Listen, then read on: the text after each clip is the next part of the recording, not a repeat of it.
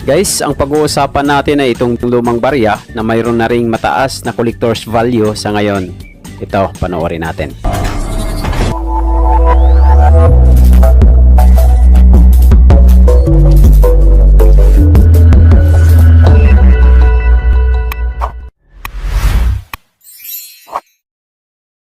Una sa lahat guys, gusto ko munang ipakita sa inyo itong mga lumang barya na bagong nadagdag sa ating coin collections.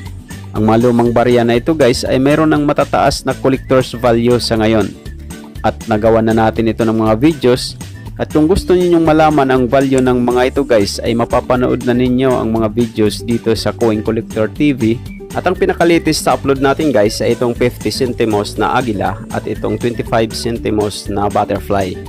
At ngayon naman ang pag-uusapan natin guys ay itong 10 centavos na 1962 na isa na rin sa mga collectible coins sa ngayon.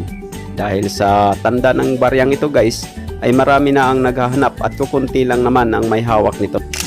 Sa kadahilanan guys na may mga collectors na rin na naghahanap ng baryang ito ay mayroong mga coin owners na nagbibenta na rin sa mataas na halaga. Ayon sa presyohan na alam natin guys, ay itong baryang ito ay nagkakahalaga ng 100 o higit pa. Depende po sa klase ng barya o kalidad ng barya na hawak natin. Ang ibig kong sabihin guys, kung maganda pa naman ang klase o kondisyon ng barya na hawak ninyo, ay mabibili ito ng mataas na halaga. Tulad itong hawak natin guys, ito ay circulated coin na po.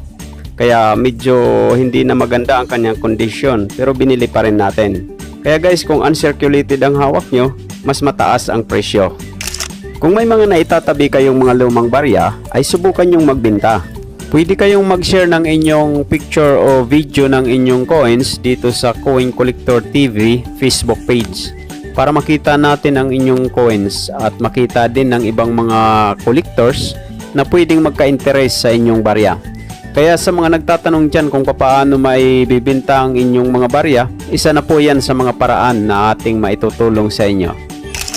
Guys, gusto ko lang pasalamatan ang mga palaging nanonood sa aking mga videos. Salamat sa inyo at sa mga nag-subscribe na, maraming salamat din sa inyo.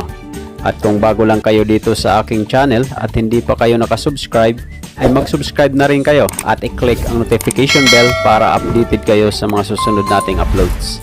At laging tatandaan, ang barya ay malaga at dito sa CCTV, ito ang bida.